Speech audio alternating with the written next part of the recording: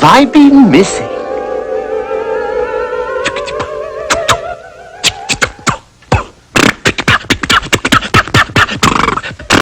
Hey, what's up, my friends? And this is another example of my ADHD brain in action. And for this time around, I wanted to kind of discuss something that I think is very important, and that is, if you do have ADHD, I'm sure many people, if you do, have felt alone, or do feel alone, or do feel broken, or do feel different in terms of how your brain acts, and the stigmatization, being stigmatized, even though there is a lot more awareness now. And I think one of the things that really helped me, especially as a kid, and even now, is being able to look at and recognize fictional characters that have many of the same traits and symptoms of ADHD. And I think is important. And one of the first ones for me that kind of came up was from the book by the English author Kenneth Grahame, The Wind in the Willows. And the character I'm talking about is Mr. Toad right here. Now, in the book, this is a very popular book that has been rewritten, has been turned into cartoons, movies, over and over again, has been reprinted.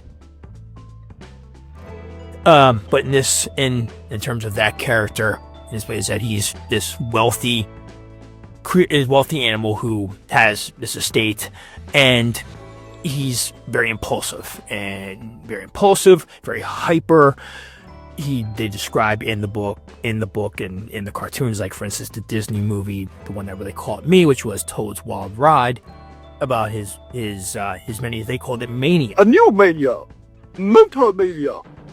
Where he would, get one hobby like boating or something like that, and quickly switch it over to something else once a new interest, something that was new and novel, came that caught his eye, and he would quickly drop that first hobby and go to the next one. He was somebody who, acted without thinking. He was somebody who his friends constantly had to come and help him because he was not capable of doing things like running his estate. He, spent recklessly.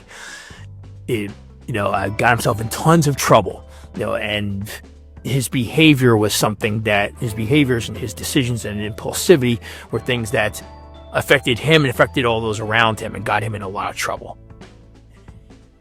And in fact, they even describe it. It's interesting because even though the author has never fully stated, no one has ever said per se that the character, directly had ADHD. They talk about it in the book. They talk about the idea that he, over-explains things too much and talks too much, and as a result, that gets him in trouble. And I think it's very important. The reason why it's important to me is because, it helps to remind me that you're not alone.